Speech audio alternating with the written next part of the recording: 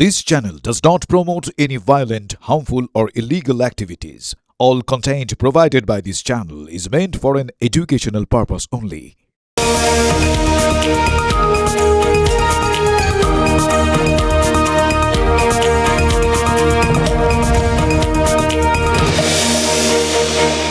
পুরনো cassette video recorder এগুলো আর কেউ খুব একটা দেখেন কিনা জানি না, কিন্তু যদি তারা দেখে থাকেন তাহলে ওই রিওয়াইন্ড মানে পিছিয়ে যাওয়া আর ফরওয়ার্ড মানে এগিয়ে নেওয়ার ওই বাটনগুলোর মাহাত্ম্যটা স্বীকার করবেন।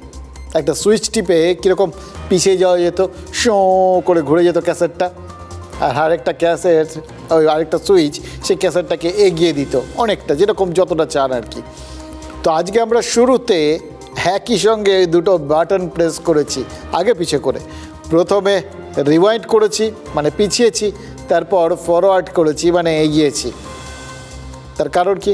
তার কারণ ইউরোপে প্রবল তাপপ্রবাহ, আর তার ফলে গত কয়েক মাসে গোটা ইউরোপ জুড়ে তাপমাত্রা তো একটা মাত্রা ছাড়া জায়গায় পৌঁছে গেছে। দিকে দিকে দেখুন, আপনাদের আগে জানিয়েছিলাম দাবানল লেগে গেছে, আর দাবানল তো বনে লেগেছে, সাহেবদের চামড়াতেও তো লেগেছে। মানে এমন গরম লেগেছে যে শহরের উষ্ণতম দিনে যদি কেউ গাড়িতে যান তাহলে যে কোনো সময় মারধর খেয়ে যেতে পারে। তো সেই যাই হোক, এরকম গরমে আরেকটা জিনিস হয়েছে জানেন, ওই ইউরোপের দ্বিতীয় বৃহত্তম নদী দানিউব সেটা গেছে শুকিয়ে, একদম শুকিয়ে কাঠ, এবং জল এরকমভাবে কমে গেছে যে তলার থেকে সব পরিষ্কার দেখা যাচ্ছে, একদম তলদেশে কি আছে। জল এতটাই কমে গেছে যে যারা একটা সময় পৃথিবীর থেকে বিলুপ্ত হয়ে গেছিল, সেই ম্যামথ মানে সেই প্রাগৈতিহাসিক যুগের প্রাণী, তার ফসিল ওই দানিউবের পলিমাটি সরিয়ে বেরিয়ে এসছে। এটা অবশ্য একটু বেশি রিওয়াইন্ড করা হয়ে যাচ্ছে, অতটা না করলেও চলে, একটু করলে ওই ম্যামথের হাড়গোড়ের মতো এই যেটা বেরিয়ে এসছে সেটা হচ্ছে ওই হিটলারের যুদ্ধজাহাজ, যেগুলোর কথা একদম শুরুতে আপনাদের বললাম। 1944 সালে দ্বিতীয় বিশ্বযুদ্ধটা যখন পুরোদমে চলছে, তখন দানিউব জুড়ে তো হিটলারের যুদ্ধজাহাজগুলো সব মোতায়েন করা ছিল, আর সেগুলোই নিজেরাই নিজেদের যুদ্ধজাহাজগুলোকে একের পর এক ডুবিয়ে দিতে শুরু করেছিল জার্মানি। কারণ জানেন, কারণ হিটলার ঘোষণা করেছিলেন যেভাবে সোভিয়েত রাশিয়া এগিয়ে আসছে তাহলে তাদের এই উপকূলের কাছে তাদের সাথে তো পারা যাবে না। তারা ওই এত যুদ্ধ জাহাজ যদি পেয়ে যায়, মানে জার্মান যুদ্ধ জাহাজ, তাহলে সেগুলোকে লর্ড বহর সহ দখল করবে। মানে ওই জাহাজটা, তার ভেতরে অস্ত্রশস্ত্র সব তারা দখল করে দেবে, এবং তারপর সেই দখল করা জাহাজ, ডুবোজাহাজ আর অস্ত্রশস্ত্র মানে যেগুলো জার্মানির সম্পত্তি, সেগুলোকে, সেই জার্মান জিনিসগুলোকেই জার্মানির বিরুদ্ধে ব্যবহার করবে। সোজা কথায় সোভিয়েত রাশিয়া মাছের তেলে মাছ ভাজবে, এটা কিছুতেই মেনে নিতে পারছিলেন না হিটলার, এবং সেই জন্যই সেই আশঙ্কার থেকেই নিজেদের যুদ্ধজাহাজগুলোকে তিনি ডুবিয়ে দিতে নির্দেশ দেন। ব্যাস শুরু হয়ে যায় পর পর পর পর এই ডুবোজাহাজ থেকে টর্পেডো মারা, আর ওপর থেকে বিমান বাহিনীর বোম ফেলা, একটার পর একটা জাহাজ ডুবে যেতে পারে। এবং এর ফলে একটা কথা মনে পড়ে যাচ্ছে, জানো তো, এই স্ট্র্যাটেজিটা এটা কিন্তু এই যুদ্ধের ক্ষেত্রে চলে।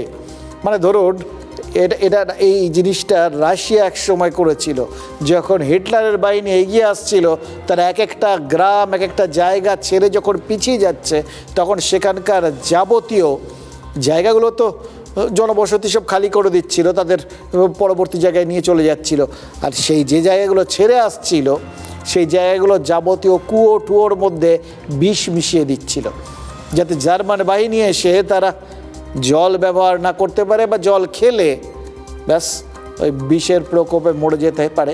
মানে এগুলো তো যুদ্ধে এরকম বিভিন্ন জিনিস, বিভিন্ন স্ট্র্যাটেজি ব্যবহার করা হয় জানেন তো। জার্মানি যে নিজেদের যুদ্ধজাহাজগুলোকে এইভাবে ডুবিয়ে দিয়েছিল, মানে সোজা কথায় বলিদান দিয়েছিল আর কি, তার মধ্যে আরও একটা কৌশলও তো ছিল। এই যে জাহাজগুলো এগুলো সব ডুবছে, ডুবে তো ওই নদীটার তলদেশে জড়ো হচ্ছে। এবার যখন রাশিয়ার নৌবহর আসবে, তখন তো তারা ওখান দিয়ে স্বচ্ছন্দে যেতে পারবে না, এই ডুবে যাওয়া জাহাজের আটকে যেতে পারে, অর্থাৎ বাধা সৃষ্টি হবে। অনেক রকম স্ট্র্যাটেজি করতে হয় যুদ্ধের মধ্যে, সেগুলোই করেছিলেন হিটলার আর কি। ওই জন্যই একের পর এক নিজেদের জাহাজ ডুবিয়েছিলেন। এটাকে নিজেদের নাক কেটে পরের যাত্রাভঙ্গ বলতে পারে। সোভিয়েত উপকূলে দানিউবে নিজেদের যে জাহাজগুলোকে তারা ডুবিয়ে দিয়েছিল, এই 2026-এ এসে দানিউব সেগুলো ফিরিয়ে দিয়েছে। বলা ভালো ফিরিয়ে দিতে বাধ্য হয়েছে, কারণ দানিউবের জল শুকিয়ে গেছে। ঢেকে রাখবে কি দিয়ে? শাক দিয়ে মাছ ঢাকার মতো এই জল দিয়ে আর জাহাজ ঢাকার উপায় তো নেই। সুতরাং আদিকালের বুদ্ধিপুরোর মতো এই ফোকলা দাঁত বের করে হিটলারের আমলের জাহাজগুলো সব ভেসে উঠেছে। মানে এটা ভেসে ওঠেনি, জেগে উঠেছে আর কি। ঘটনাচক্রে যিনি ইতিহাসের ছাত্র, যিনি ওই দিল্লির সেন্ট স্টিফেন কলেজ হয়ে লন্ডন বিশ্ববিদ্যালয় পর্যন্ত ইতিহাস নিয়ে পড়াশুনো করেছেন, পিএইচডি করেছেন, সেই ইতিহাসের মেধাবী ছাত্র স্বপন দাশগুপ্ত আমাদের রাজ্যের অর্থমন্ত্রী, জানেন তো। তো তিনি সম্ভবত এই ইতিহাসের যোগসূত্র থেকেই এরকমই একটা ডুবন্ত জাহাজকে ভাসিয়ে তোলার ইঙ্গিত দিয়েছেন। কোন জাহাজ জানেন? আমাদের এখানকার শিল্প সম্ভাবনার জাহাজ বা শিল্পের জাহাজ, যেগুলো বহুদিন হলো ডুবে গেছে বলে শোনা যাচ্ছিল।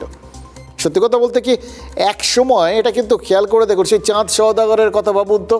আসলে সেই সময় আমাদের এই বাংলা থেকে তখন কিন্তু ওই সপ্তডিঙা সাজিয়ে বণিকেরা তারা বাণিজ্য করতে বেরোতো। কখনো সিংহল যেত, কখনো ওই এখন যেখানে বালি বা এখন যেখানে ওই ইন্দোনেশিয়া, সেই সমস্ত জায়গায় তারা তো যেত, আরও দূরে দূরেও যেত। সেই ইঙ্গিত পাওয়া গেছে। অর্থাৎ এই নৌপথে বাণিজ্যটায় বাংলা একটা সময় যথেষ্ট দড় ছিল, যথেষ্ট সমৃদ্ধ ছিল। সেদিন কি আর আছে? বাংলার সেদিন তো গিয়েছে। শুধু ওই নৌবহরই নয়, মানে বাণিজ্য তরী নয়, বাংলার যাবতীয় বাণিজ্য তরী তো ডুবে গেছে। রাজ্যের অর্থমন্ত্রী কি ইঙ্গিত দিয়েছেন জানেন? গত 15 বছরে বিভিন্ন দুর্নীতির কারণে যে শিল্পের জাহাজ বাণিজ্য তরী ডুবে গেছিল, সরকার বদলের পর সেই জাহাজগুলো নাকি ক্রমশ ভেসে ওঠার একটা পরিস্থিতি তৈরি হয়েছে। অর্থমন্ত্রী বলছেন কি জানেন? রোজই নাকি কোনো না কোনো শিল্পপতি এসে মুখ্যমন্ত্রীর সাথে কথা বলে যাচ্ছেন, এখানে শিল্প স্থাপনের ব্যাপারে আগ্রহ জানাচ্ছেন। অর্থাৎ আমরা ধরে নিতেই পারি, এত যখন আসছে, রোজই যখন কথাবার্তা বলছে, কিছু কি হবে না? সব দরকার নেই। হ্যাঁ, রোজ রোজ যারা আসছেন, এক মাসে 30 জন এলে অন্তত তার যদি আপাতত কিছু অংশ ওই 3 জনও যদি করেন, সেটাই বা কম কিসের? আমরা তো পুরো নেই মামার জগতে চলে গেছিলাম, সেখান থেকে কানা মামা অনেক ভালো। এবং সত্যি কথা বলতে কি, মাইনাসের থেকে যাই করবেন তাই তো একটু ইতিবাচক দিকে থাকবে, তাই না? সুতরাং আমরা কিন্তু আশায় বুক বাঁধতে পারি যে গত কয়েক বছরে, মানে বেশ কয়েক বছরে, ওই তৃণমূল আমল ধরলে তৃণমূল, আর আরও পিছিয়ে যেতে চাইলে, মানে রিওয়াইন্ড করলে সেই বাম আমল, যখন ওই ট্রেড ইউনিয়নের কারণে কলকারখানাগুলো একের পর এক বন্ধ হয়ে যেত বলে অভিযোগ শোনা যেত, এবার সেগুলোই সব ধুলো ঠুলো ঝেড়ে ফের উঠে দাঁড়াতে পারে বলে আশা করা যেতে পারে। এবং ঘটনাচক্রে গত 2 মাসে, এটা কিন্তু আপনাদের মানতে হবে, এটা খেয়াল করুন, যেটা ভালো সেটা ভালো, এটা বলতে আমাদের কোনো দ্বিধা নেই। যেটা খারাপ সেগুলো অবশ্য বলি, তো ভালোটাই বলি আগে। তো যে এই গত 2 মাসে রাজ্যে মোট 16টা জুট মিল খোলার খবর কিন্তু আমরা পেয়েছি। ভাবুন, এই সময়টায়, মানে আর কয়েক মাস পর পুজো, এই সময়টাই তো সেই সময় যখন শোনা যেত যে ওই মালিক শ্রমিক দ্বন্দ্ব এবং একের পর এক চটকল, এগুলোতে একটা করে ওই নোটিশ পড়ে গেছে, চটকল বন্ধ। উদ্দেশ্য কী ছিল? যাতে বোনাস টোনাস দিতে না হয়।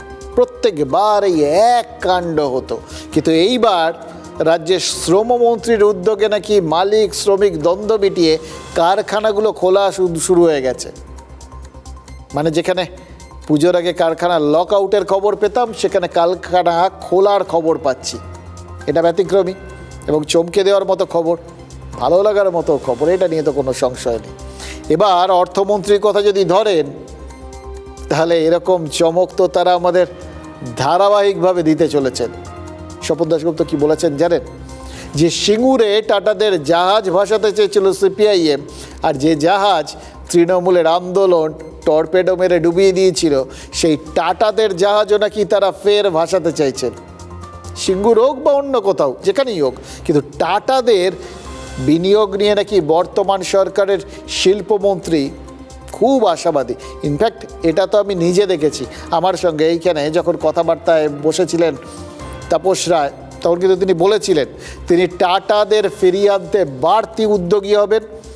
কারণ এটা কোথাও গিয়ে যেন একটা বার্তার ব্যাপার, টাটারা চলে গেছে এখান থেকে, এত বড় একটা উদ্যোগ নিয়ে কারখানা করছিল, সেখান থেকে জামশেদপুরের মতো এখানে হয়তো সিঙ্গুরকে কেন্দ্র করে একটা বিস্তীর্ণ শিল্পাঞ্চল গড়ে উঠত, বাংলার সামগ্রিক শিল্প মানচিত্রটা বদলে যেত। তার বদলে টাটারাও চলে গেল, আর আমাদের গোটা রাজ্যটার গায়ে একটা শিল্প বিমুখ স্ট্যাম্প পড়ে গেল, সরকারের গায়ে একটা শিল্প বিরোধী স্ট্যাম্প পড়ে গেল। টাটারাই যেখানে পারেনি, অন্যরা কী করে পারবে? সুতরাং সবাই নাকি এখানে আসাটার ব্যাপারে উৎসাহ হারিয়ে ফেলেছিল। ফলে শুধু এই বার্তাটা দেওয়ার জন্য যে দিনটা বদলেছে, পরিস্থিতি বদলেছে, মানসিকতা বদলেছে, এখন এখানে শিল্প বিরোধী নয়, শিল্প প্রেমী সরকার রয়েছে এবং যাবতীয় সহায়তা দেওয়া হবে, এবং এরা অত্যন্ত ইতিবাচক মানসিকতা নিচ্ছেন এই শিল্পোদ্যোগীদের ব্যাপারে। এই বার্তাটা ওই শিল্পমহলকে দেওয়ার জন্যই তো টাটাদের ফিরিয়ে আনতে উদ্যোগী হওয়াটা খুব দরকার ছিল। সেই চেষ্টা নাকি শিল্পমন্ত্রী করছেন, এবং আজকেও নবান্নে শিল্প দফতর থেকে জানানো হয়েছে যে মুম্বাইয়ে টাটাদের সঙ্গে তারা যে বৈঠক করেছিলেন সেটা নাকি অত্যন্ত ফলপ্রসূ হয়েছে। টাটারা নাকি বাংলায় ফেরার ব্যাপারে আগ্রহ দেখিয়েছেন। এবার খেয়াল করে দেখুন, এপাশে শিল্পমন্ত্রী যে কথাটা বলছেন, আর অন্যদিকে অর্থমন্ত্রী স্বপন দাশগুপ্ত তিনিও তো একই স্বপ্ন দেখাচ্ছেন। দুজনেরই এক কথা, সিঙ্গুর ডানলপের মতো যে সমস্ত জায়গায় শিল্প ডুবে গেছে, সেই সমস্ত জায়গায় হয়তো ওই আগে দুর্নীতির বন্যায় সব চাপা পড়েছিল, কিন্তু এখন নতুন সূর্যের আলোয় সব শুকিয়ে টুকিয়ে গিয়ে নতুন করে শিল্প সম্ভাবনাগুলোকে দেখতে পাওয়া যাচ্ছে। আস্তে আস্তে রোজই এখন মাসে একটা দুটো বড় ইনভেস্টমেন্টের কথা দেখছেন। শিল্পর যে মরুভূমি এখানে তৈরি হয়েছিল, আপনারা জানেন সিঙ্গুরের ব্যাপারটা, যে জমির ভিত্তিতেই পুরো জিনিসটা কুপলেট হয়ে গেছিল।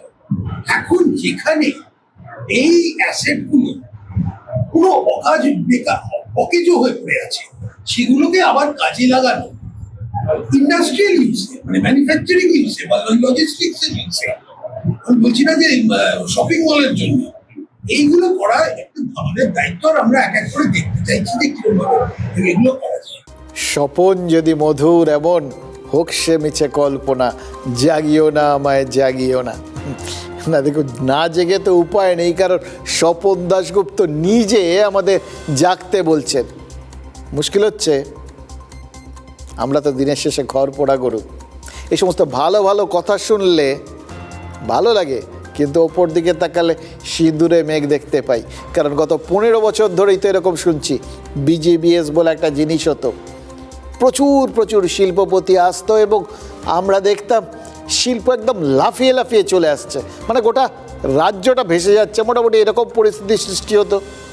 শুধু কি এখানে শিল্পর কথা বলতে লোকজন এত উৎসাহিত হয়ে যেত যে শুধু বিজিবিএস নয়, এই রাজ্য নয়, এ দেশ নয়, বিদেশে বসে বসে এ রাজ্যে শিল্পের ঘোষণা করতো। আপনাদের মনে আছে স্পেনের থেকে এখানে শালবনিতে হয়ে ইস্পাত কারখানা তৈরির ঘোষণাটার কথা, এবং সেটা আমাদের একজন আইকন সৌরভ গাঙ্গুলি করেছিলেন। সুতরাং গোটা ব্যাপারটা বিশ্বাসযোগ্য। আমরা বিদেশি যে কোনো টাচ থাকলেই কিন্তু বেশ একটু এটা অন্যরকম ব্যাপার ভাবি আর কি, হোক না দেশীয় ব্যাপার, একদম দেশীয় কোম্পানি আমাদের দেশে, আমাদের রাজ্যে শালবনিতে ইস্পাত কারখানা। কিন্তু এক তো সৌরভ গাঙ্গুলি, যিনি আন্তর্জাতিক মহলে একজন খ্যাতিসম্পন্ন বাঙালি, তিনি ঘোষণা করছেন, তাও আবার স্পেনে বসে, মানে পুরো ব্যাপারটা একটা এক্সপোর্ট কোয়ালিটি ব্যাপার আর কি। হ্যাঁ, ইন্টারন্যাশনাল টাচ আছে।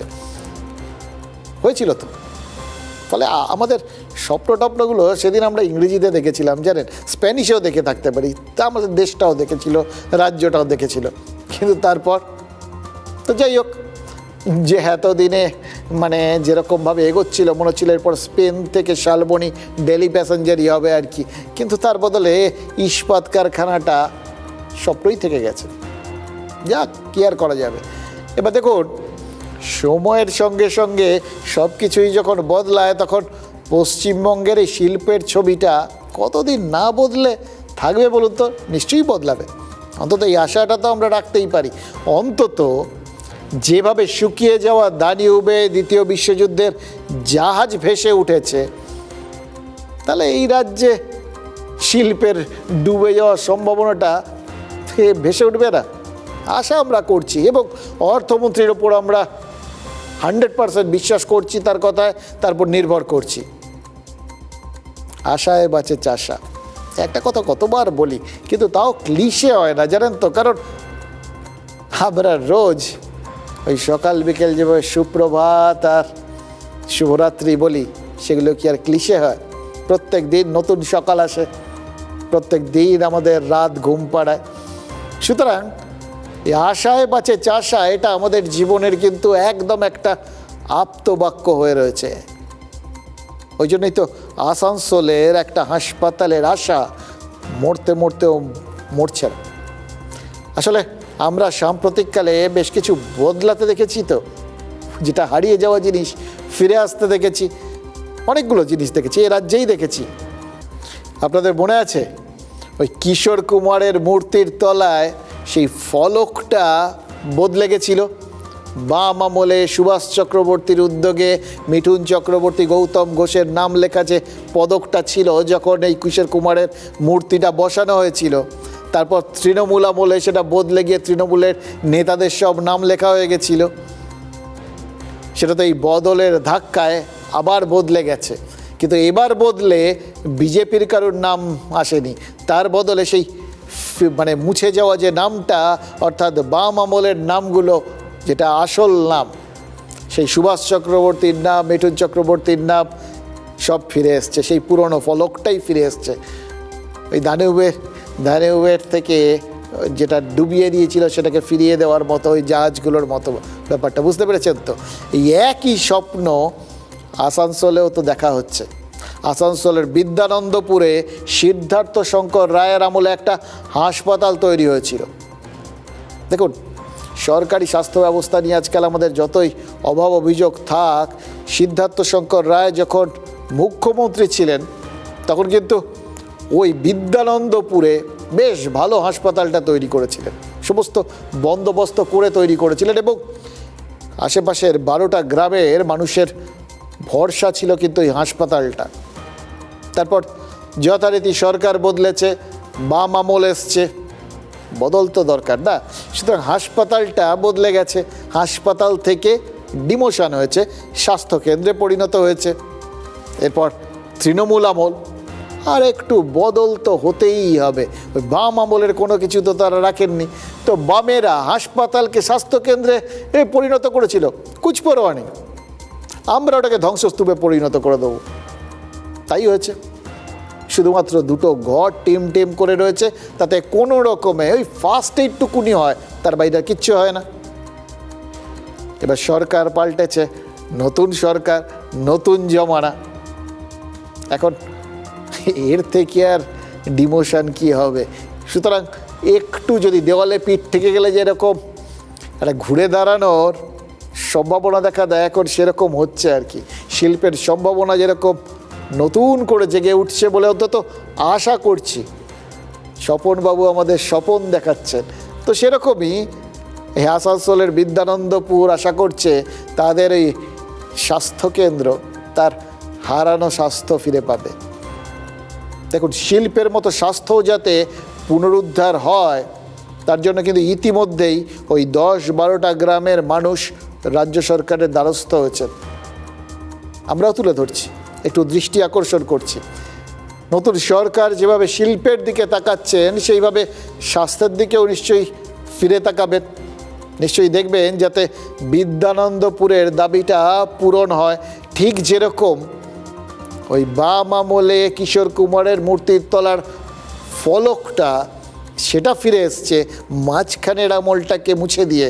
ঠিক সেই রকমভাবেই যদি ওই মাঝখানে বাম আমল তৃণমূল আমল সেই দুই আমলে স্বাস্থ্যের যে বেহাল অবস্থা করা হয়েছিল সেই বেহাল দশাটা মুছে দিয়ে যদি আবার সিদ্ধার্থ শঙ্কর রায়ের আমলের হাসপাতালটা ফিরে আসে, এই চাওয়াটা বিশ্বাস করুন খুব খুব অস্বাভাবিক কি নাকি এই আশা বা এই দাবি করার বা আশা করার স্বপ্নটা এই স্বপনবাবুর সরকারই দেখাচ্ছে।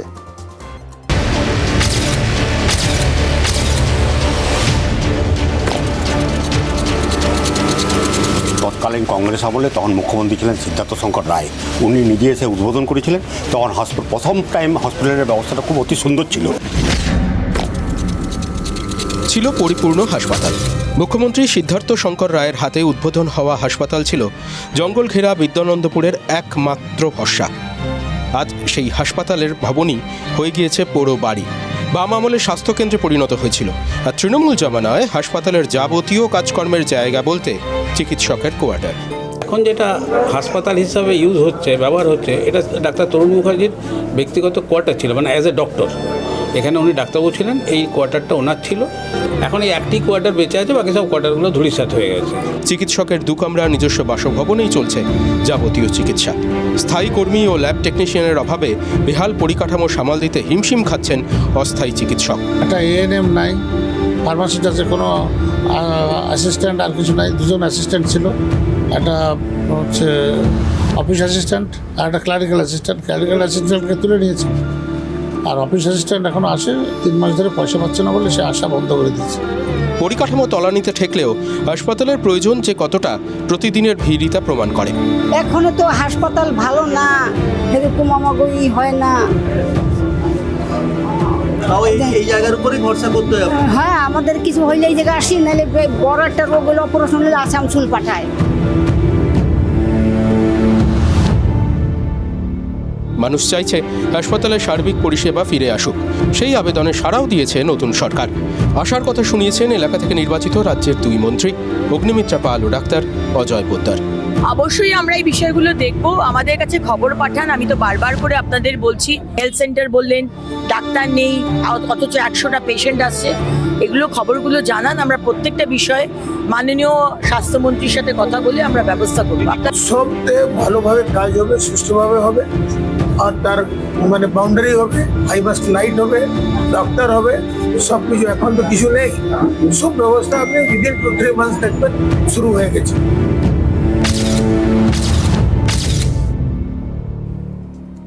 দেখুন, হিটলার তিনি হয়তো ধরে নিয়েছিলেন যে তার জমানা শেষ, তিনি হেরে যাবেন বলে তার নিজের জিনিসপত্রগুলো সব ডুবিয়ে দিয়েছিলেন। তৃণমূলও কি ভেবেছিল যে তাদের জমানা শেষ হতে চলেছে? সেই জন্যই কি স্বাস্থ্য ব্যবস্থা বিভিন্ন জায়গার এই স্বাস্থ্য কেন্দ্রগুলোকে ভেঙে চুরে তছনছ করে ধ্বংস করে দিয়ে চলে গেছিল? বলা মুশকিল। তবে স্থানীয় বিধায়ক রাজ্যের মন্ত্রী অগ্নিমিত্রা পাল যখন আশ্বস্ত করছেন, তখন বিদ্যানন্দপুরের মানুষের মনে হচ্ছে এবার কাজ হবে। হাসপাতালটা আজ নয়তো কাল ওই সিদ্ধার্থ শঙ্কর রায়ের আমলে যেরকম ছিল সেরকম চেহারাতেই হয়তো ফিরে পাওয়া যাবে। এই মানুষের মনে এই যে একটা আশা, এই যে একটা আত্মবিশ্বাস, এটা জন্ম কিন্তু বর্তমান সরকারের মন্ত্রীরাই দিচ্ছেন, এবং এটা তারা কিন্তু লোকের প্রত্যাশাও বাড়াচ্ছেন। এবং এই প্রত্যাশা জাগানোটা কিন্তু খুব বিপজ্জনক জিনিস, কারণ প্রত্যাশা জাগালে প্রত্যাশা পূরণ করাটা খুব জরুরি, নাহলে পুরোটাই কিন্তু বুমেরাং হয়ে ফিরে আসে। মন একবার ভাঙে জানেন তো, কিন্তু সেই ভাঙা মনটা যদি কেউ সারাই করার প্রতিশ্রুতি দিয়ে আরও একবার ভেঙে দেয়, তখন মানুষের মনে হয় তাকে বঞ্চিত করা হলো, তাকে ষড়যন্ত্রের শিকার বলে নিজেকে মনে হয়। সেই গল্পটা আপনাদের বলেছিলাম না, যে একটা বাড়িতে এক ভদ্রমহিলা, তিনি রোজই দেখেন যে একটা বাইরে একটা লোক বসে আছে, প্রচণ্ড ঠান্ডা বাইরে, কিন্তু তার গায়ে কোনো গরম জামা কাপড় কিচ্ছু নেই। ওই প্রচণ্ড ঠান্ডার মধ্যে রোজ গুটিসুটি মেরে শুয়ে থাকে, রোজ থাকে। তো একদিন তিনি ওই লোকটিকে বললেন যে তুমি একটু বসো, আমি ভেতরে গিয়ে তোমার জন্য একটা গরম কম্বল নিয়ে আসি, তুমি রোজ এরকম ঠান্ডার মধ্যে থাকো। তিনি ভেতরে গেলেন কম্বল আনতে। এবার গিয়ে ঘটনাচক্রে বিভিন্ন কাজকর্মে ভুলেই গেছেন। পরদিন সকালে ঘুম থেকে উঠে তার মনে পড়েছে, আরে আমি তো কালকে বলেছিলাম যে ওকে একটা কম্বল দেবো, নিশ্চয়ই বাইরে অপেক্ষা করছে, দেখি তো। তাড়াতাড়ি একটা কম্বল নিয়ে বাইরে বেরিয়েছেন। বেরিয়ে দেখেছেন কি জানেন? সেই ভদ্রলোক যে বাইরে রোজ ওইভাবে খালি গায়ে পড়ে থাকতো প্রবল ঠান্ডার মধ্যে, সেদিনও পড়ে আছে, কিন্তু সেটা তার প্রাণহীন দেহ, মারা গেছে সে। যতদিন তার সামনে কোনো আশা ছিল না তাও সে জুঝছিল, কিন্তু যে আশা দেখিয়েছিলেন ভদ্রমহিলা তাকে কম্বল দেবেন, সে যে আশায় বুক বেঁধেছিল এবং সেই আশাটা যে মুহূর্তে নিরাশায় পরিণত হয়েছিল, সেই মুহূর্তে কিন্তু তার লড়াইয়ের যাবতীয় ইচ্ছে বা শক্তি সেটা নষ্ট হয়ে গেছিল, তাই জন্যই সে মারা পড়েছিল। মানুষের ক্ষেত্রেও কিন্তু ওরকমই, এই কোনোভাবে আশা দেখিয়ে যদি বঞ্চিত করা বলেন, আশা দেখাইয়া বঞ্চিত করলে ওই সেই রকম যদি হয় তাহলে কিন্তু মানুষজন বড্ড কষ্ট পায়। এটা নিশ্চয়ই সরকার মনে রাখবেন, এটা নিশ্চয়ই আমাদের রাজনৈতিক নেতারা, বিধায়িকা, মন্ত্রী সবাই মনে রাখবেন। এবং আবার বলছি, এই একটা জায়গা তো না, বিভিন্ন জায়গায় এই আশার জন্ম এটা তো এই সরকারই দিচ্ছে। আজকে এই সারপ্রাইজ ভিজিটে বেরিয়েছিলেন মুখ্যমন্ত্রী এবং স্বাস্থ্যমন্ত্রী। দেখুন, এমনি ভিজিটেই আমরা যেতে দেখি না কাউকে, সেখানে মুখ্যমন্ত্রী, স্বাস্থ্যমন্ত্রী দুজন নিজের নিজের জায়গায় তারা বেরোচ্ছেন সারপ্রাইজ ভিজিটে, আচমকা নজরদারিতে। এটা অন্যরকম ব্যাপার নয়। মুখ্যমন্ত্রী শুভেন্দু অধিকারী গেছিলেন থানায়, আর স্বাস্থ্যমন্ত্রী শারদত্ত মুখোপাধ্যায়, উনিও তো ডাক্তার শারদত্ত মুখোপাধ্যায়, তিনি গেছিলেন মেডিকেল কলেজে আচমকা ভিজিটে। এবং দুজনেই বলছেন মানুষের যাতে কোনো অসুবিধা না হয় সেজন্য মাঝে মধ্যে এরকম আচমকা বিভিন্ন জায়গায় তারা পৌঁছে যাবে। মানে একটা চমক, আচমকা চমক আর কি। এবারে আচমকা চমকে মানুষের চমক লাগে, প্রচার থাকে, প্রত্যাশাও তো বাড়ে। এবং সত্যি কথা বলতে কি, এটা যদি এই প্রত্যাশার স্তর পেরিয়ে যদি পূরণের স্তরে চলে আসে তাহলে তো সোনায় সোহাগা। এবং সত্যি কথা এটাও, যেরকম সারপ্রাইজ ভিজিট আচমকা এরকম গিয়ে হাজির হলে যে কাজ হয় তার প্রমাণ তো অগ্নিমিত্রা পাল হাতে নাতে পেয়ে গেছেন। নিজের বিধানসভা এলাকায় পরিদর্শনে বেরিয়েছিলেন পুর নগর উন্নয়ন মন্ত্রী। কি জানতে পেরেছেন জানেন? দুর্গাপুরে রক্তের দালাল চক্র চরমভাবে সক্রিয়, এবং সেই চক্র ভাবতে পারবেন না, স্কুল পড়ুয়াদের কিছু টাকার টোপ দিয়ে রক্তদান করাচ্ছে। কি হচ্ছে বলুন তো? নাবালকদের তো রক্তদানের নিয়ম নেই। মানে শিশু শ্রমিক শুদ্ধ যেখানে বর্জনীয়, সেখানে বাচ্চাদের তাদের অভাবের সুযোগ নিয়ে বা তাদের হাতে 2 পয়সা ধরিয়ে দিয়ে তাদের শরীর থেকে রক্ত নিয়ে নিচ্ছে। এটা কি রক্ত পিশাচ? কি বলবেন বলুন তো? এবং 2 পয়সা কামানোর জন্য একটা চক্র এভাবে যে স্কুলের ছেলেদের জোর করে রক্তদান করাতে নিয়ে যাচ্ছে, এটা এতদিন ধরে হচ্ছে, কেউ কিচ্ছু বলছিলেন না, কারণ বলার সুযোগ পাচ্ছিলেন না। এবার অগ্নিমিত্রা পাল তিনি নিজে যেহেতু বেরিয়েছেন, মানুষের কাছে পৌঁছে গেছেন, সুতরাং অগ্নিমিত্রা পালের কাছে এই অভিযোগটা জানাতে পেরেছেন দুর্গাপুরের কিছু অভিভাবক। জানতে পারতেন অগ্নিমিত্রা পাল যদি তার এলাকার ভোটারদের সঙ্গে এরকম আচমকা দেখা না করতেন, এত বড় একটা ঘটনা। এবার এখন যখন জানতে পেরেছেন তখন রাজ্য সরকারের সর্বোচ্চ স্তর থেকে ব্যবস্থা গ্রহণের বার্তা এসছে। দেখুন, রক্তদান, মহান দান, চারপাশেই যে বিভিন্ন রক্তদান শিবিরগুলো হয় না, দেখবেন ক্যাসেট বাজে। সত্যিই তো তাই, রক্ত মানুষের জীবন বাঁচাতে পারে, তাই জন্যই তো লাগে, নইলে রক্ত কেন লাগবে? কোনো ড্রাকুলা তো চারপাশে বসে নেই এই রক্তগুলো নিয়ে গিয়ে তাদের কাছে বিক্রি করবে, তারা চেখে দেখবে। অথচ দেখুন, এরকম একটা জিনিসকে কেন্দ্র করে এরকম একটা নোংরামি শুরু হয়েছে। আর নোংরামি তো শুধু একটা জায়গায় না, এটা তো একটা দিক বললাম। এছাড়াও ইদানিং রক্তদানকে কেন্দ্র করে কত রকম দুর্নীতি শুরু হয়েছে, এবং একটা চক্র, একটা পুরো চক্র এই পুরো জিনিসটা করে বেড়াচ্ছে। সেটা তো অভিযোগ পাচ্ছি আমরা। রাজ্যের একাধিক বেসরকারি ব্লাড ব্যাংকের বিরুদ্ধে প্রায় 100 কোটি টাকার রক্ত আর প্লাজমা সংক্রান্ত দুর্নীতির অভিযোগ উঠেছে। দাতার রক্ত নিয়ম বহির্ভূতভাবে ভিন রাজ্যে পাচার, রক্ত সংগ্রহে অনিয়ম, চটজলদি লাভের আশায় প্লাজমা সংগ্রহ করা, রক্ত নিয়ে সেগুলো ঠিকভাবে সংগ্রহ করে সেগুলোকে ঠিকভাবে সংরক্ষণ না করা, মানে এরকম যাবতীয় বেনিয়মগুলো হচ্ছে বলে স্বাস্থ্য দপ্তর জানতে পেরেছে। এবার স্বাস্থ্য পুনরুদ্ধারের জন্য যে রক্তদানের নিয়ম, এটা পবিত্র কাজ, সেটাকে এইভাবে যদি কেউ অপবিত্র করে, যদি সেই রক্ত নিয়েও এরকম দুর্নীতি হয়, তাহলে কোথায় আমরা দাঁড়িয়ে আছি বুঝতে পারছেন? কি অবস্থায় চলে গেছে রাজ্যটা। রক্তেরই যদি হাল খারাপ হয় তাহলে রাজ্যের স্বাস্থ্য যে খারাপ হবে এটা নিয়ে তো কোনো সংশয়ের জায়গা নেই। কাজে পুরমন্ত্রীর থেকে রাজ্যের স্বাস্থ্যমন্ত্রী সকলেই এই রক্তদান সংক্রান্ত অভিযোগগুলো অত্যন্ত গুরুত্ব দিয়ে দেখছেন এবং গুরুত্ব দিয়ে দেখাই উচিত। কেন জানেন? এই যে বিভিন্ন জায়গায় রক্তদান শিবিরগুলোতে ওই যে ক্যাসেট বাজে বললাম না, ওই সিডি বাজে, মাইকে করে শোনা যায়, এবং দেখবেন যখন কাগজপত্র লিফলেটগুলো আসে একটা কথা খুব ভালো করে লেখা থাকে, স্বেচ্ছায় রক্তদান করুন, স্বেচ্ছায় রক্তদান শিবির। এগুলো দেখে আপনার আমার প্রাথমিকভাবে মনে হতে পারে যে অনিচ্ছায় কি কেউ আর রক্তদান করে? যারা রক্তদান করছেন রক্তদাতারা তো স্বেচ্ছাতেই রক্তদান করে, তাহলে এই স্বেচ্ছায় রক্তদান কথাটা লেখার মানে কি? এতদিন বুঝিনি, এখন বুঝতে পারছি এটা লেখা দরকার, জানেন তো। কারণ হয়তো কিছু কিছু লোকের এমনিতে অনিচ্ছা সত্ত্বেও ওই লোভ টোপ দেখিয়ে এই দুর্নীতি চক্রগুলো যে রক্তদান করিয়ে নিচ্ছে সেটা তো এতদিন জানতাম না, এবার জানতে পেরেছি। অ্যাডাল্ট ছাড়া কোনোদিন রক্ত নেওয়া যায় না যতদূর আমি জানি, এবং অ্যাডাল্ট হলেও তার কি অসুখ বিসুখ আছে সেটা দেখে তারপরেই রক্ত দেওয়া যায়। আমি কথা বলবো, এবং আমার জেলার মধ্যে যদি এরকম ধরনের ঘটনা ঘটে এটা অত্যন্ত ভয়ানক। 13 বছর 14 বছর 15 বছরের ছেলে মেয়েদের কাছ থেকে রক্ত নিয়ে তাদেরকে 300 টাকা দেওয়া হচ্ছে, আর যে নিয়ে আসছে তাকে 1000 টাকা দেওয়া হচ্ছে। এগুলো কোনো মতেই আমরা সহ্য করব না। এটা পেঁয়াজের খোসা ছাড়ানোর মতো হয়ে গেছে। আমরা ভেবেছিলাম ছোটখাটো ইস্যু হবে, এখান থেকে দেখতে আলটিমেটলি সাপ বেরোচ্ছে।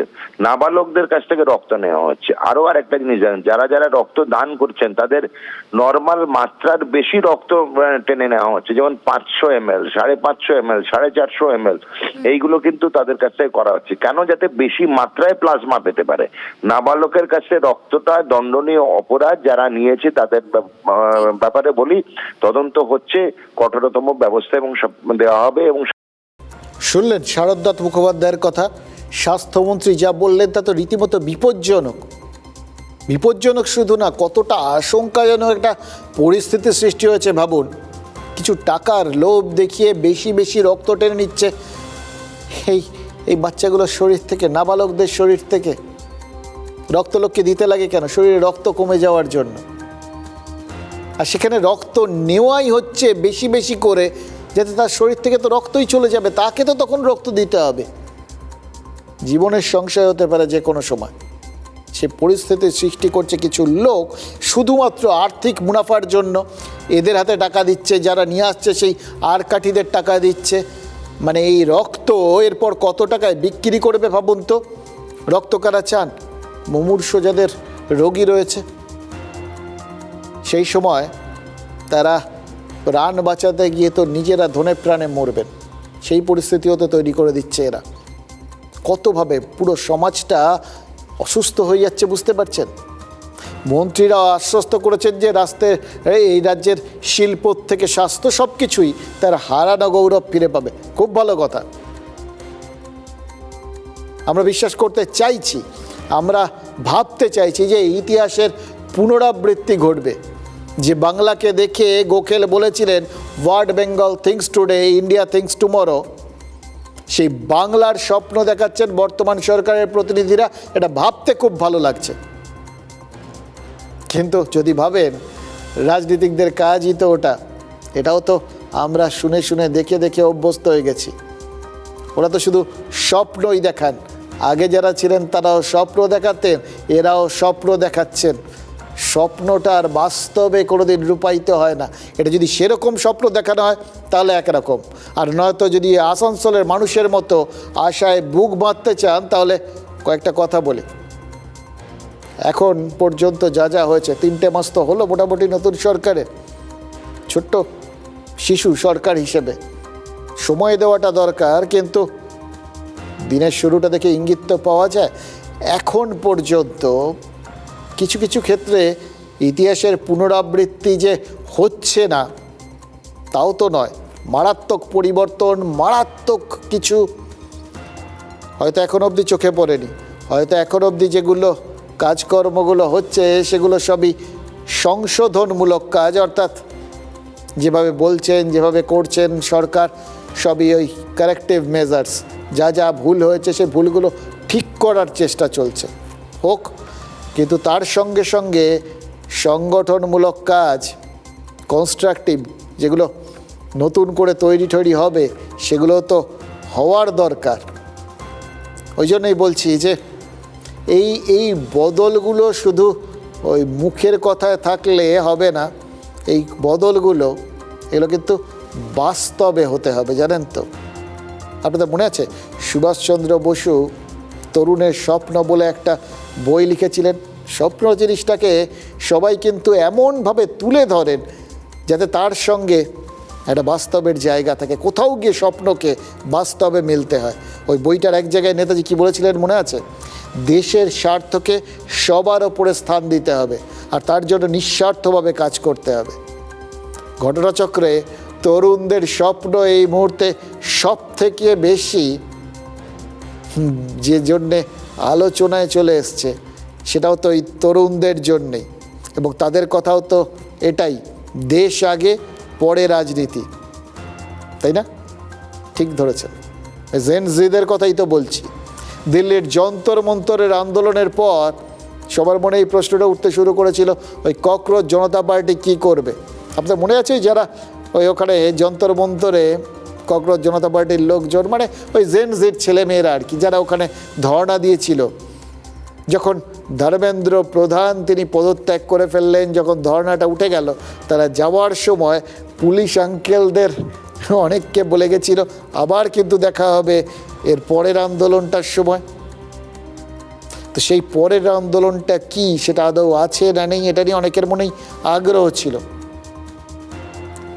গত দুদিন তাদের ওই ককরোচ জনতা পার্টির প্রতিষ্ঠাতা অভিজিৎ দীপকের মহারাষ্ট্রের ওই সম্ভাজিনগরের বাড়িতে বৈঠকে বসেছিল ককরোচ জনতা পার্টি, এবং সেই বৈঠক শেষে তারা সিদ্ধান্ত নিয়েছে রাজনীতির মূল স্রোতে তারা আপাতত আসবে না, বরং তারা রাজনীতিকে চাপে রাখার কাজটা করবে। যখনই কোথাও কোনো রকম ত্রুটি বিচ্যুতি এগুলো দেখা যাবে অমনি তারা আন্দোলনে ঝাঁপিয়ে পড়বে বলে ককরোচ জনতা পার্টি সর্বসম্মতভাবে সিদ্ধান্ত নিয়েছে। এবার এটা শোনার পর আপনাদের নিশ্চিতভাবেই ওই আন্না হাজারের আন্দোলনের কথাটা মনে পড়ে যাবে। আন্না হাজারে যখন সেই ধর্নায় বসেছিলেন তার সঙ্গে মানে আম জনতা কি বিপুল পরিমাণে যোগ দিয়েছিলেন, তার মধ্যে ছিলেন তার অনুগামী অরবিন্দ কেজরিওয়াল।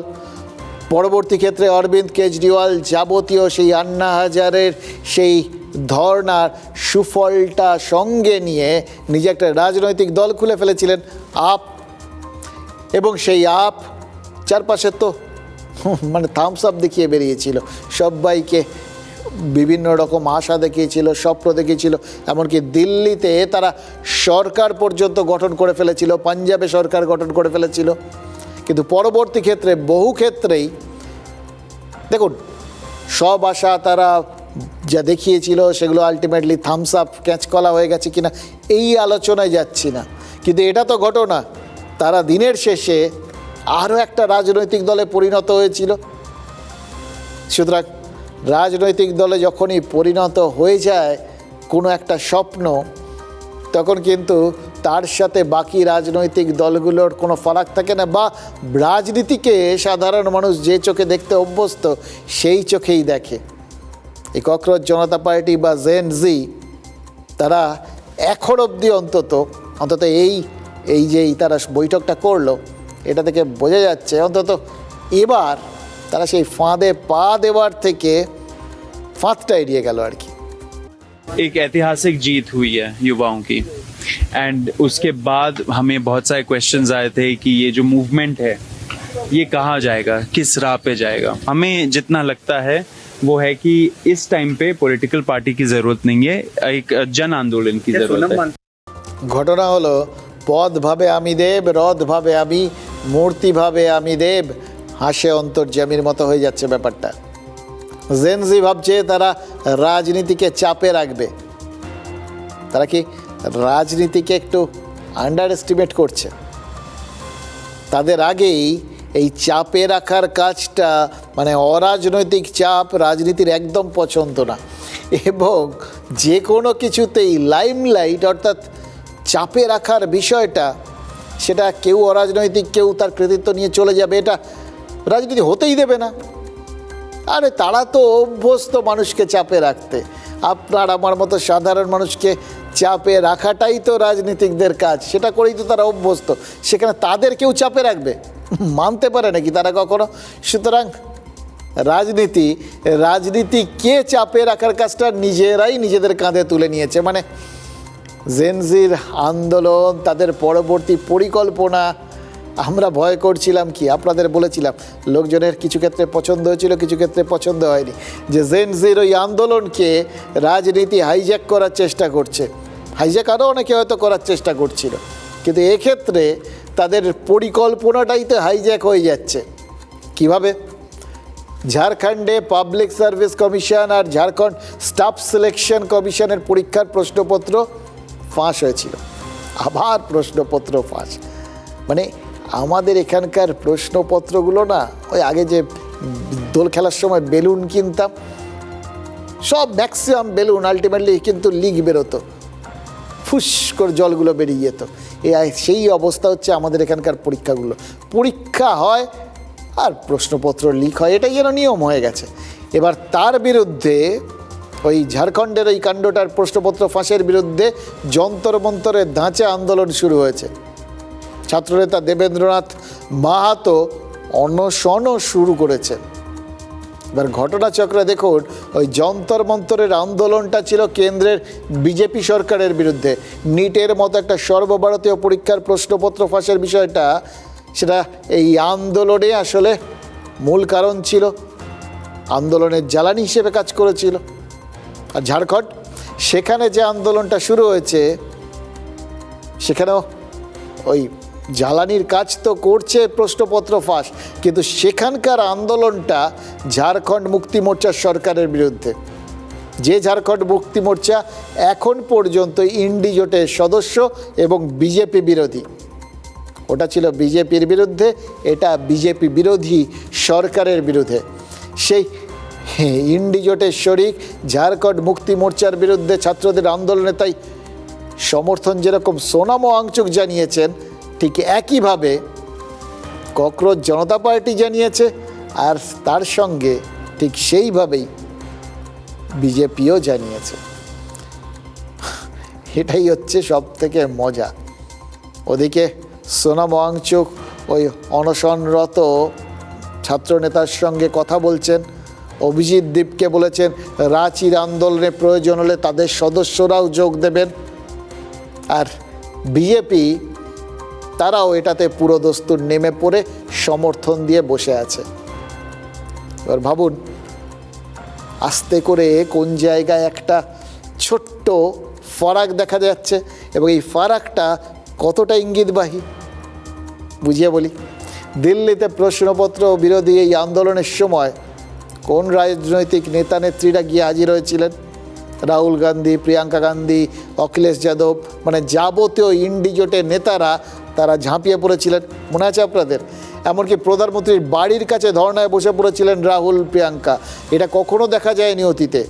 মমতা বন্দ্যোপাধ্যায় তাকে বাড়ির থেকে বেরোতে কেউ এখানে দেখেনি। বিভিন্ন জায়গায় তৃণমূল টুকরো টুকরো হয়ে গেছে, তৃণমূলের লোকজন তারা বহু ক্ষেত্রে বাড়ি ছাড়া হয়েছেন বা মার খেয়েছেন বলে নিজেরা অভিযোগ করেছেন, কোথাও তাকে যেতে দেখা যায়নি। কিন্তু তিনিও ওই যন্তর মন্তরে ওই ছাত্রদের আন্দোলনে সামিল হবেন বলে ঠিক করে ফেলেছিলেন। অর্থাৎ মৌকা বুঝে কেন্দ্রের সরকারের ওপর প্রেশার মানে চাপ তৈরির খেলায় নেমে পড়েছিল পুরো বিরোধী গোষ্ঠীটাই। এখন পাল্টা চাপ তৈরির সুযোগ পেয়ে গেছে বিজেপি। এবং দেখুন এই আন্দোলনটা চরিত্রগতভাবে ওই যন্তর মন্তরের আন্দোলনের সমকক্ষ এক। এখানেও জেন জি রয়েছে, এখানেও সোনাম ওয়াংচুক রয়েছে, এখানেও ককরোচ জনতা পার্টি ঢুকে পড়েছে।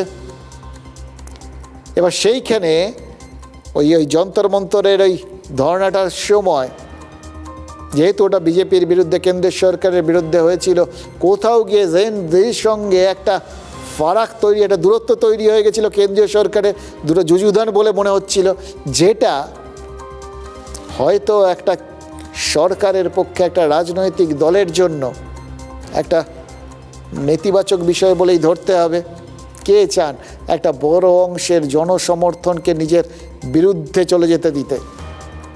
অর্থাৎ কোনো ক্ষেত্রে যদি একটা বড় ফারাক তৈরি হয়ে যায়, অর্থাৎ এরকম জেন জিরা যারা পরবর্তী প্রজন্ম, এরাই তো আগামী দিনে দেশ চালাবে, এরাই যদি বেঁকে বসে, তাহলে রাজনীতির মধ্যে একটা তাগিদ তৈরি হয়ে যায় সেই বিরোধটা মিটিয়ে নেওয়ার।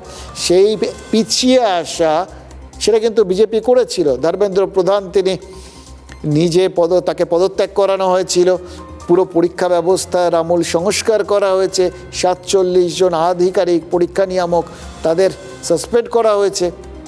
ফাস্ট ট্র্যাক কোর্টে এই যাবতীয় যারা যা প্রশ্নপত্র ফাঁসের জন্য যাদের দায়ী দোষী তাদের শাস্তির ব্যবস্থা হচ্ছে, বিচারের ব্যবস্থা হচ্ছে। অর্থাৎ কেন্দ্রের তরফে তখনই কিন্তু এই ফারাকটা বেঁকে বসা জেন জিকে ফেরানো বা তাদের সাথে সম্পর্কটা ঠিকঠাক করা, তার একটা তাগিদ দেখা দিয়েছিল, প্রচেষ্টা শুরু হয়েছিল। এবার একটা জিনিস যখন নেগেটিভে চলে যায় তখন কিন্তু ডাইরেক্টলি নেগেটিভ থেকে পজিটিভ করা যায় না। ওই জেন জির সাথে সম্পর্কটা যদি ওখানে নেগেটিভ হয়ে থাকে, তাহলে এই যে পদক্ষেপগুলো বললাম, মানে ধর্মেন্দ্র প্রধান থেকে শুরু করে ফাস্ট ট্র্যাক কোর্ট, এর মাধ্যমে বিষয়টাকে প্রথমে প্রশমিত করার চেষ্টা করেছিল কেন্দ্রীয় সরকার, তো মাইনাস থেকে জিরোতে আনার চেষ্টা করেছিল সম্পর্কটা। আর সেটা যদি জিরোতে আনার চেষ্টা ওখান পর্যন্ত হয়ে থাকে, তাহলে এই ঝাড়খণ্ডের আন্দোলনটা, যে আন্দোলনে এই ককরোচ জনতা পার্টি সমর্থন করছে, সোনাম ওয়াংচুক সমর্থন করছে, যাতে জেন জি আন্দোলন করছে, সেটাতে কাঁধে কাঁধ মিলিয়ে সমর্থন দিয়ে তার সামিল হয়ে যাওয়ার চেষ্টা করে বিজেপি তার মানে এবার সম্পর্কটা ইতিবাচক প্লাসে নিয়ে যাওয়ার চেষ্টা করছে, পজিটিভে নিয়ে যাওয়ার চেষ্টা করেছে। এবং সঙ্গে সঙ্গে রাহুল গান্ধীরা যেটা ওখানে চেষ্টা করেছিলেন সেই পরিসরটা যাতে এখানে না পান, সেই চেষ্টা করেছেন।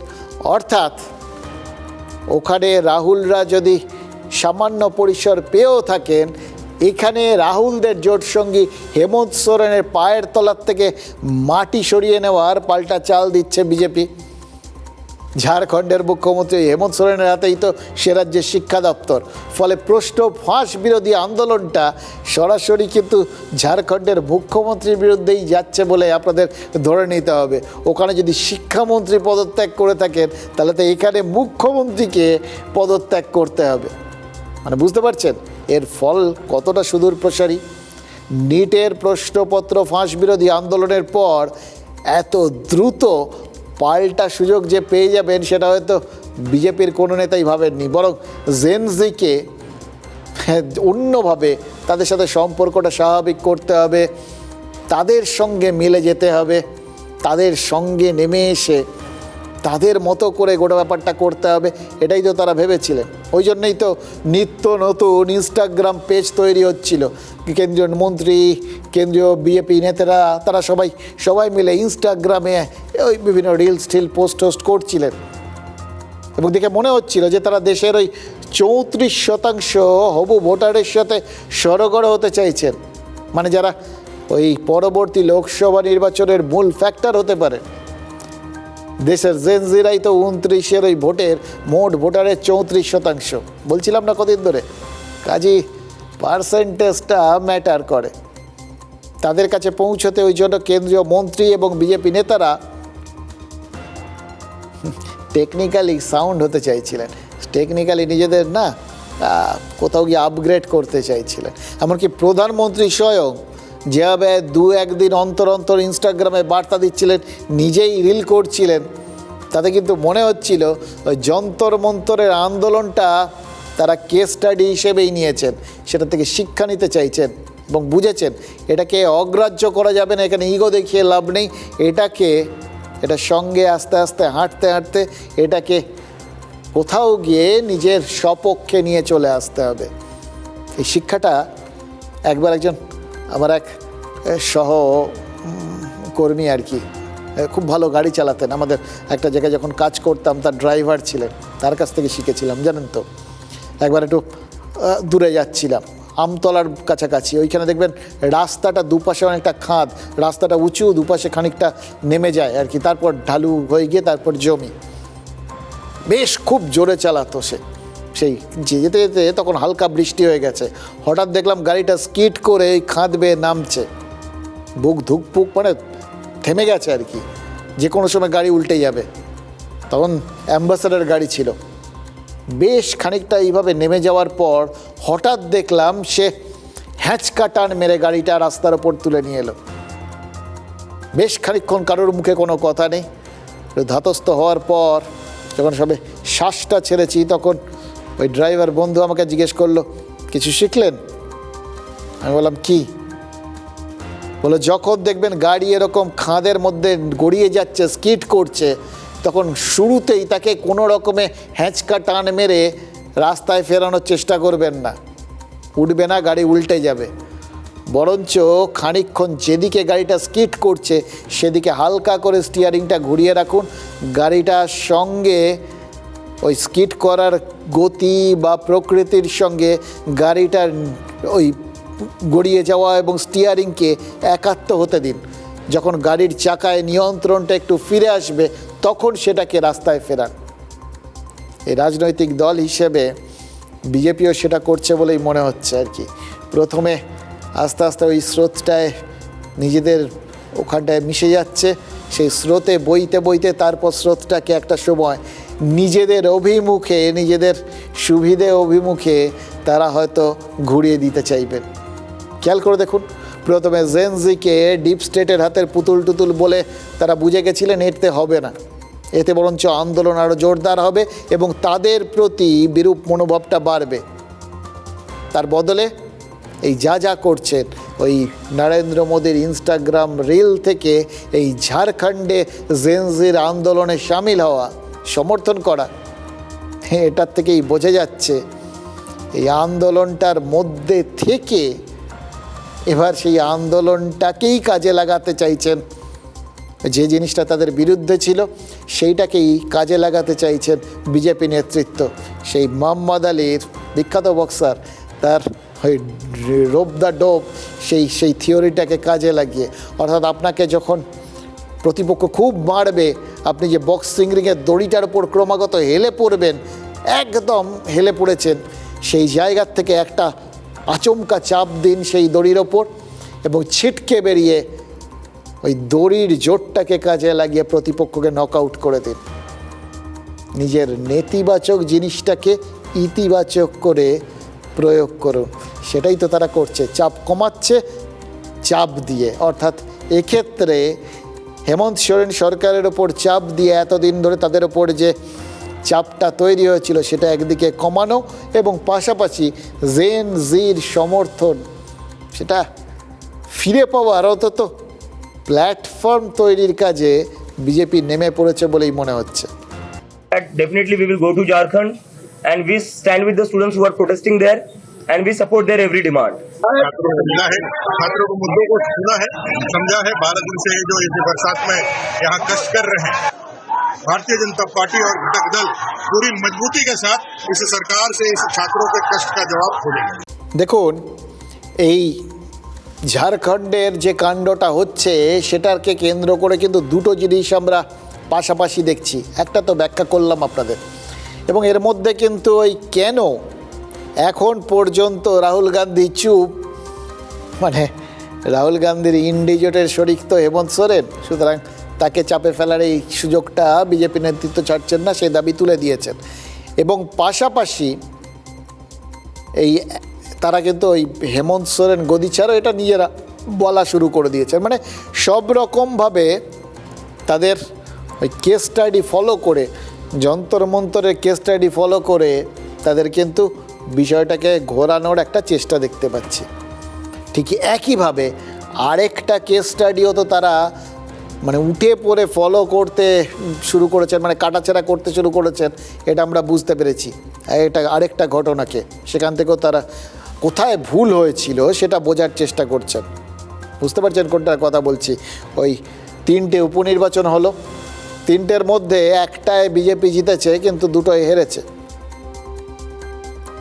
বাঁকিপুরে প্রশান্ত কিশোর জিতেছে। এটা কিন্তু মানে বিজেপিকে কোথাও না কোথাও গিয়ে চিন্তায় ফেলেছে, এবং তার সাথে সাথে মধ্যপ্রদেশও।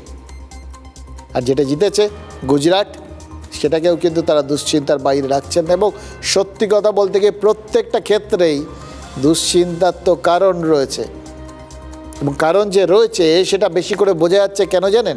কারণ গোটা ব্যাপারটার খতিয়ে দেখতে নেমে পড়েছেন খোদ প্রধানমন্ত্রী নরেন্দ্র মোদী।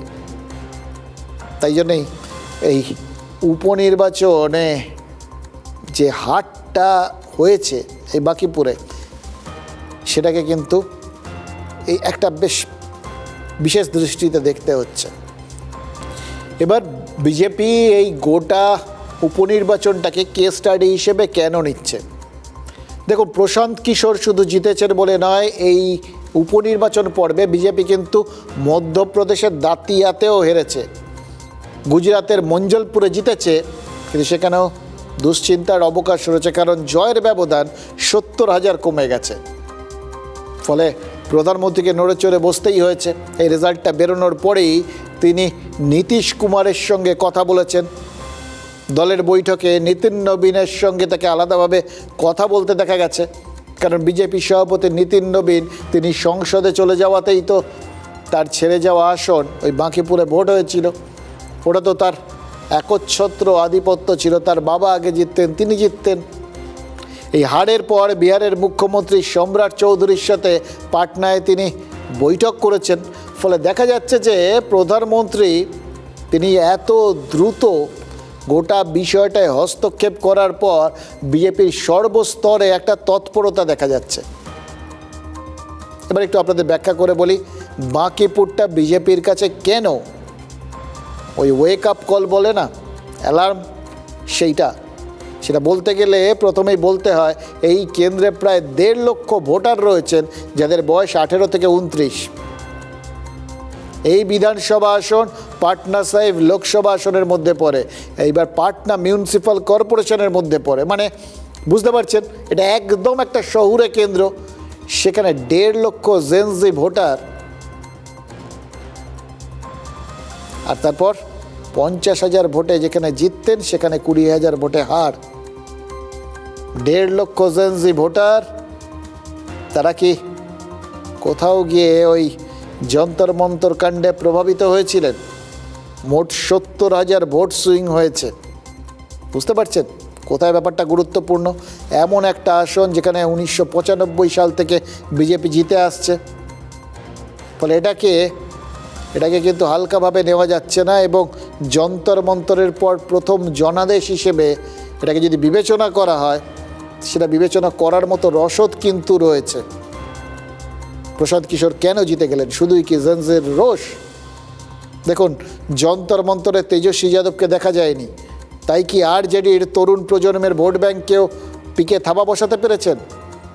এর মধ্যে কি সম্রাট চৌধুরীর বিরুদ্ধে মানুষের ক্ষোভ রয়েছে, নাকি সম্রাটই চাননি দল আবার বাঁকিপুরে জিতুক, কারণ তাতে রাজ্যে নিতিন নবীনের জোটটা আরও বেড়ে যাবে? এই সব উত্তরই কিন্তু বিজেপি খোঁজার চেষ্টা করছে, এবং কিন্তু সব দিক থেকে ব্যাপারটা কাটাছেঁড়া করছে, এবং প্রত্যেকটা দিকই সেটা কিন্তু খুব ইঙ্গিতবহ। ওই আরজেডি ভোট না পাওয়াটা, তার সঙ্গে যদি একবার ওখানে তাদের জেনজির সঙ্গে ব্যবধান তৈরি হওয়াটা বা তাদের সঙ্গে কাঁধে কাঁধ না মেলানোটা, সেটা যদি কারণ হয়, তাহলে তো আরও বেশি করে জেনজি তত্ত্বটা সেটা কিন্তু সত্যি বলে প্রমাণিত হচ্ছে। আবার দেখুন, কায়স্থ, ভূমিহার, ব্রাহ্মণ, রাজপুত মিলিয়ে বাঁকিপুরে উচ্চবর্ণের ভোটার প্রায় 50%।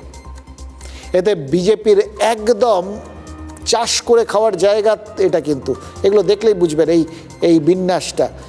সেখানে ব্রাহ্মণ প্রতিপক্ষ পিকে জিতে বেরিয়ে গেলেন, বিজেপির উচ্চবর্ণের ভোট ছিনতাই করে নিয়ে গেলেন, অথচ মুখে একটাও জাতপাতের কথা বললেন না। অনেকগুলো জায়গা তৈরি হচ্ছে, জানেন তো, এই জন্য বিজেপিকে মাথা ঘামাতে হচ্ছে। এবার যদি দাতিয়ার মঞ্জলপুরের কথায় আসি, দাতিয়ায় পুরনো নেতা নরোত্তম মিশ্র, যিনি মধ্যপ্রদেশের স্বরাষ্ট্র আর আইনমন্ত্রী ছিলেন, এবারে তাকে বিজেপি টিকিট দেয়নি। এই আসনে প্রার্থী হয়েছিলেন বিজেপি নেতা আশুতোষ তেওয়ারি, কংগ্রেসের কাছে তিনি হেরেছেন। তাহলে নরোত্তমকে সরানোটা কি ভুল হয়েছে? নরোত্তমের অনুগামীরা তারা কি ভোটে বসে গেছিলেন? দেখুন, এই জিনিসগুলো কিন্তু বিজেপির মতো রেজিমেন্টেড পার্টিতে অত্যন্ত গুরুত্ব দিয়ে খতিয়ে দেখা হয়। এবং বিজেপিতে এরকম কেউ একজন টিকিট পেলেন না, তিনি বসে গেলেন, তার অনুগামীরা তারা কোথাও গিয়ে ভোট দিলেন না, সক্রিয় হলেন না, এই বিষয়টা কিন্তু নতুন। এবার আসুন গুজরাটের মঞ্জলপুর। গুজরাটে কংগ্রেস ভাঙাচোরা, সেই ভাঙাচোরা কংগ্রেসও 70,000 ভোট সুইং করিয়ে দিল। বিজেপির জয়ের ব্যবধান 1 লাখ থেকে এক ধাক্কায় 30,000-এ নেমে এলো। তাহলে বুঝতে পারছেন, সব মিলে চিন্তার জায়গা আছে। আবার উল্টো দিকটাও আছে, সেটা ট্র্যাডিশন।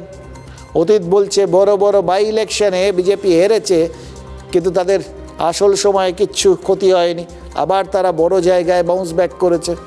একটু আগে বললাম না, উদাহরণ দিই, 2014 সালের এই মে মাসে দেশ জুড়ে যে মোদি ঝড় দেখেছিলেন আপনারা, তার মাত্র 3 মাস পর আগস্টে বিহারের 10টা বিধানসভা আসনে উপনির্বাচন হয়েছিল।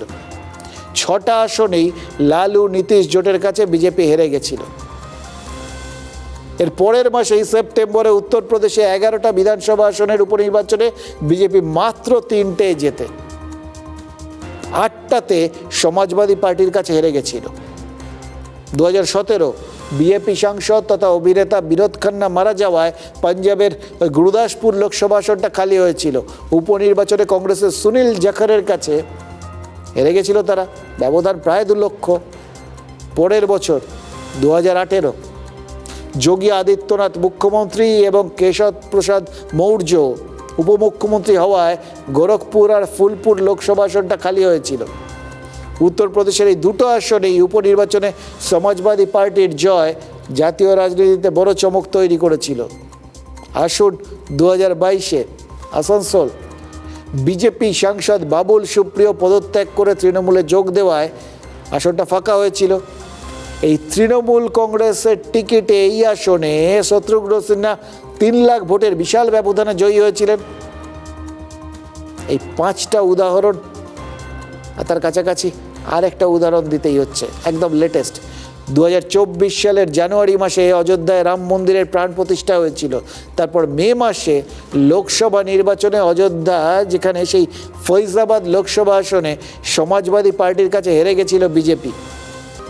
এই এতগুলো উপনির্বাচনে হারের পরেরগুলো আপনারা চিন্তা করুন তো, লোকসভায় জেতাই হোক বা বিহারে হই হই করে বিজেপির ক্ষমতায় আসাই হোক, সবকটা ক্ষেত্রই তো ওই বিষয়টাকে প্রমাণ করছে যে হয়তো এভাবে উপনির্বাচনটাকে দিয়ে বিরাট করে কিছু ভেবে লাভ নেই, কারণ এইটা ভবিষ্যৎ প্রজন্মের ক্ষেত্রে কাজে নাও লাগতে পারে বা ভবিষ্যৎ ভোটের ক্ষেত্রে কাজে নাও লাগতে পারে। কিন্তু ঘটনা হচ্ছে এই জেনজি ফ্যাক্টরটাকে কেউই তো বুঝে উঠতে পারছেন না।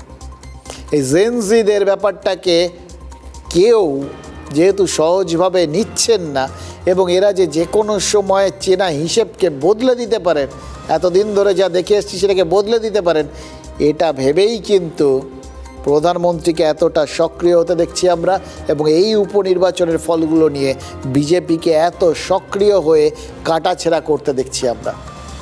नहीं, बांकीपुर की जीत को इस तरीके से देखते हैं कि बिहार की जनता ने भाजपा के नेतृत्व को, एनडीए के नेतृत्व को ये संदेश देने की कोशिश की है कि बिहार में एक बेहतर व्यक्ति को आप मुख्यमंत्री बनाइए और जिन वादों के साथ आप सरकार में आए हैं उन वादों पर फोकस कीजिए। अपराध, अपराधी, इनकाउंटर, हाफ इनकाउंटर, जाति, गमछा देखकर गोली मारने की जो भाषा का इस्तेमाल हो रहा है उस पर रोक लगनी चाहिए, वो बंद होना चाहिए और बिहार में शिक्षा, रोजगार और पलायन की बात होनी चाहिए। निश्चित तौर पर बांकीपुर तो हम लोगों का रहा है, वहाँ की जनता हमारी है। लगातार 30 सालों तक जनता भारतीय जनता पार्टी और एनडीए को अपना समर्थन दिया है, तो उसमें जो कमी रह गई होगी समीक्षा बैठक में जो आई है उस कमी को हमारे कार्यकर्ता, हमारी पार्टी दूर करेगी। क्या वजह है, क्या और सरकार विशेष तौर पर बांकीपुर जनता के लिए योजनाओं के माध्यम से काम करेगी और कोई न कोई आगे चल में एक महत्वपूर्ण वैसा साथी चुना जाएगा जो आदरणीय नितिन नवीन जी के नहीं रहने के बाद उसके काम को ईमानदारी और निष्ठा के साथ देखे और जनता की सेवा करे, बांकीपुर की जनता को। একটা জিনিস বুঝতে পারছি, বুঝলেন তো, এই দুধে রাজনীতিকদের যাবতীয় চিন্তাভাবনা এইগুলোকে গুলিয়ে দিতে জেন জি তারা কিন্তু একটা অচেনা ফ্যাক্টর হিসেবে উঠে এসছে, অচেনা একটা গোষ্ঠী হিসেবে উঠে এসছে এবং আগামী দিনে আপাতত এই পরবর্তী 29-এর নির্বাচন পর্যন্ত বা তার আগে যে কিছুই হোক না কেন আমাদের রাজনীতি এই জেন জিকে কেন্দ্র করেই কিন্তু আবর্তিত হবে। এটা কিন্তু নিশ্চিত করেই আপনারা ধরে রাখতে পারেন।